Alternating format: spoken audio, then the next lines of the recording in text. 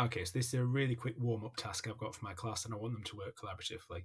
I want them to work in groups to come up with as many different words meaning hot as they can. Work as a group.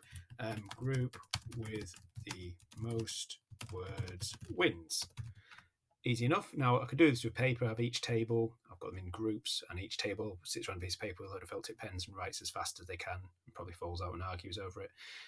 So what I'm going to do is I'm going to do it slightly differently. I've set up 4 blank Google Docs called 4 colours: pink, green, blue, and red. So if I go to add, go to Google Drive, they should be there because they're recents.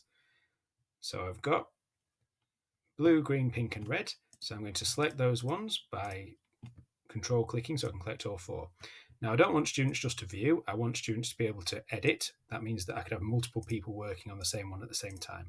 Now, I've pre-divided my class up. It could be however I run my class as normal. I could have just a register on the board with different colours next to their name, or they could have each had a post-it note of a different colour in their place, or these could be the regular groupings they go into.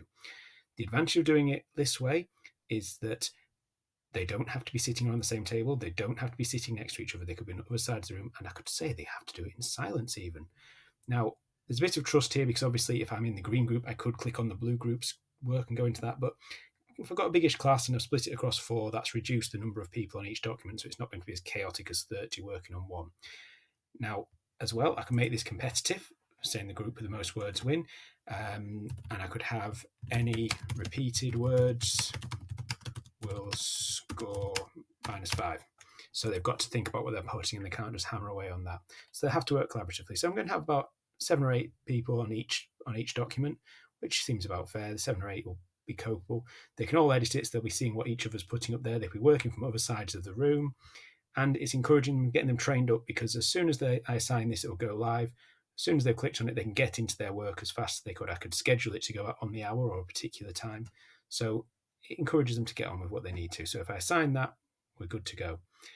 And I could do it where I assigned it to individuals. So I could do 4 different assignments, but put all the blue people in the blue group onto one, all the people in the green group onto one with just the green. But this is a quick starter activity, and I think the benefits of having them trained up to click on the correct one helps. And obviously, if you use groupings that they're familiar with and keep them the same over time, that's something you could do. Again, this whole activity could be reused when we got the reuse assignments.